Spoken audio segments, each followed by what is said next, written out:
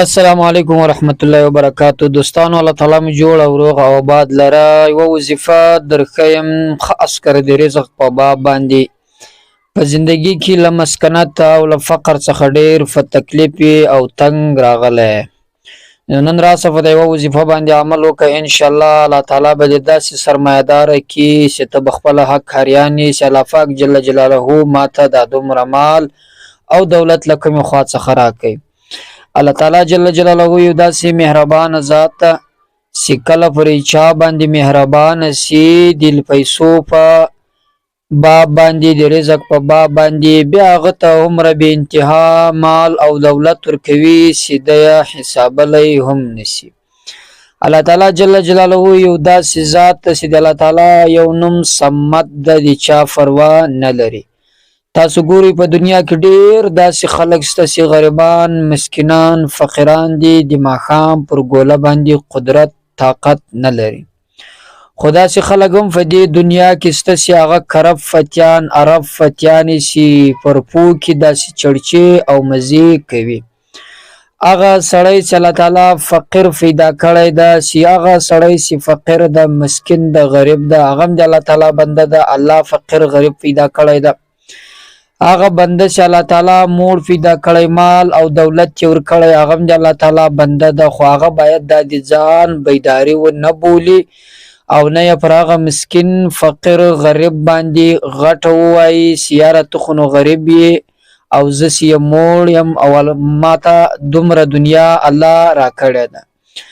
ګوري هغه چې انسان چې فقیر د غریب ده، هغه الله فقیر پیدا کړی ده، هغه الله غریب پیدا کړی ده، هغه ته به الله مال او دولت نه ورکوي. او ته چې دومره موړ او زیات مال او دولت لرې، دا د الله تعالی مهرباني پر تا سوې ده، دا الله درکړی ده، دا ستا بیداري نه ده، دا خپله بیداري مه بوله.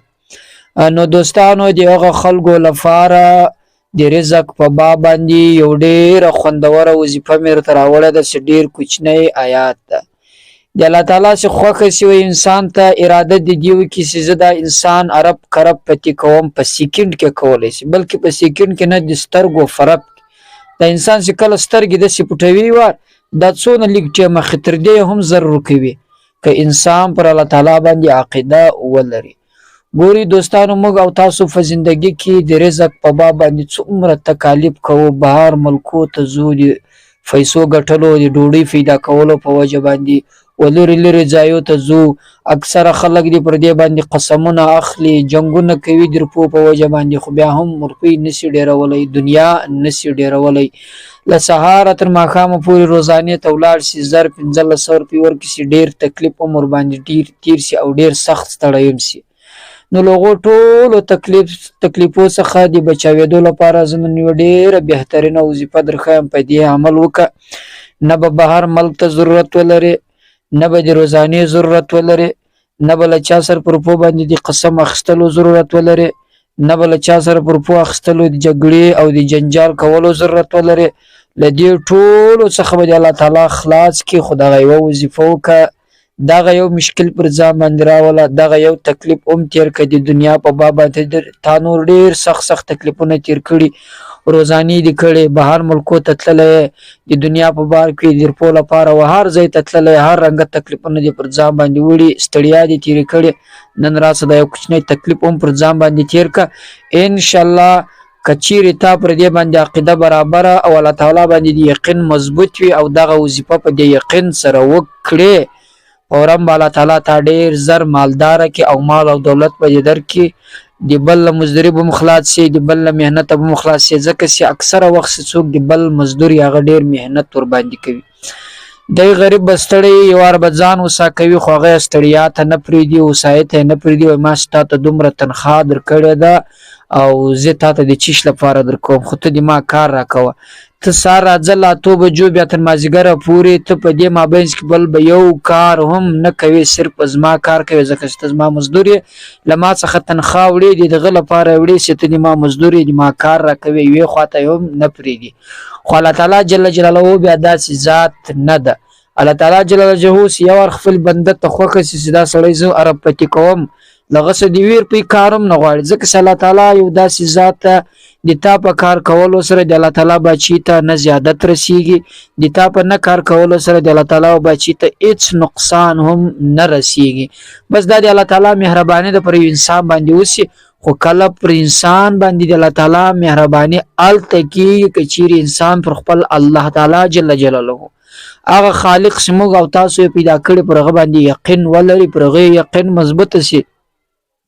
دا تاسو د دوستانو زه په ګارانټي سره وایم چې د دنیا او بلا مې بیا والله کو خوري کچيري تاسو پر الله باندې یقین مضبوط شي او له خلکو څخه امید وش کوي او خلکو ته هغه بندگانو ته چې هغه ته ورکوي هم الله تعالی لغه څخه ته امید پرېږدي امید وسخه وش کوي تم ورسخه وش کوي بلکې صرف او صرف تم به دی الله تعالی او دربار دی الله تعالی او حضور ته وي بیا به ته په ژوندۍ کې هیڅ کله لفقر لمسکنت لغربي للوګي لدې سره نسمخ نو راځي جو دوستانو دا وظیفه درخم ډیر اسانه وظیفه ده هر کس یې کولای شي او تر دې مخکې دوستانو دغه ویډیو به ضرور له نورو ملګرو سره شریک کوئ چې هغه هم فدی سکی فدی ثواب کې برخه سره واخلي او چینل بم ضرور سبسکرایب کوئ چې د موږ نوري روان وظیفې ټول تر تاسو ورسیږي په دې چینل کې موږ تاسو ته وظایف تر تاسو پورې رسو او خوندور واقعات لفن لنصيحت څخه ډکه چې موږ تاسو په ژوندۍ کې لغه څخه ډیر نصيحت زده کوو ډیر صبر څخه زده کوو هغه موږ تر تاسو درسو نو راځي جو دوستانو دغه وظیفه درخم بیا خاص کر دوستانو په دې وس شپو کې د 12 تر شپې تر ورځې تر مخ کې وایي به ډیر ثواب لري ځکه دا ډیر خوندور شپې دي دا یو داسې شپې د په دې شپه کې زموږ او استاد سو هغه خوږ پیغمبر حضرت محمد مصطفی صلی الله علیه وسلم او دنیا ته تشریف راوړی د ټول د دنیا د دل رویا الله تعالی منوره کدی نه وای نن موږ تاسو په دې دنیا باندې نه وای موږ او تاسو پر دې دنیا باندې ژوندۍ کو خاص ده لبرکت څخه نو راس یو ځل درود شریف او مور باندې وایو ځکه چې نبی علیه الصلاۃ والسلام فرمایي چې هغه سره ډیر بخیل د سیزمان نوم واخستل شي او د ما په نوم په حضور کې درود شریف ما باندې ونه وایي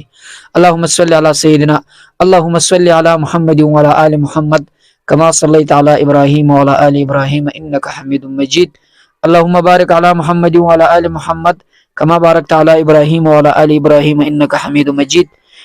دوستانو هغه وظیفه دا د سی پنځل منځونه په ورځ کې دی فرض منځونه لدغل منځو ورسته په اوداس سره که تصفید سره یو ډیره خوندوره خبره ځکه چې په تسبو ویلو له انسان څخه شمیر یاد نور کیږي نو کله چې تاسو له منځ څخه فارغ اسواس له فرض او له سنت له دعا څخه فارغ اسواس یا دعا مو نوی کړي بلکې هغه په مسجد کې چې امام دعا کوي لغه څخه فارغ اسواس یا زنانه فکور کې دی لمانځ څخه فارغ اسواس سولې هغه فرض او سنت ټول وکړو لغه ورسته دی لمانځ ورسته متصل دی دغه توري وایي والله يرزق لمن يشاء بغیر حساب والله يرزق لمن يشاء بغیر حساب دغه توري تقریبا 410 سوار وای ډیر اسانه توري دي والله يرزق لمن يشاء بغیر حساب ځکه چې د دې تورو د دې آیات معنا دا د الله تعالی چې خوخه سی خپل بنده ته دومره زیات رزق ورکوي چې بغیر حساب یا بنده نسی کولای دی بنده تر دماغ تیر دی بنده تر وس تیر دی بنده تر کنټرول تیر د سید بیا به د خپل مال د خپل دولت حساب کوي کچیر دی الله تعالی خوخه سی نو دوستانو الله هر منظور صدقه 410 سوار وایس کله سیم 410 سوار ویله بیا الله تعالی ته د خپل فقر د غریبي د رزق په باب باندې دعا وکړي شارنګ دعا تاسو کوله خو هغه کسان چې منظور است متصل فارغ نه یا کار کوي یا دکانداری یا بل مصرفیات رفیخي یا هغه زنان چې د کور کاری هغه مثلا منظور است متصل هم ویلی شي لمنځ بعد په اوداس سره شهر وخت فارغ سو په دې دوران کې هم ویلی شي کار ټیم خو په اوداس سره ویل دوستانو ډیر خوندور ده دغه وظیفه وایس تقریبا 2 جمعې متصل فر لفظي وایس والله يرزق لمن يشاء بغیر حساب 413 سواره. ان شاء الله الله تعالی جل جلاله به ستاسو دغه مشکل سي له فقر له غریبي له مسکنت سره مخص در حل بکی او الله تعالی به دومره زیات او مال او دنیا در کسی سي حساب به هم ستاسو تر کنټرول ووزي. نو دوستانو خدای دې وکړي په دې اوس په تاسو عمل وکړئ، موږ ته هم دعا وکړئ. السلام علیکم ورحمت الله.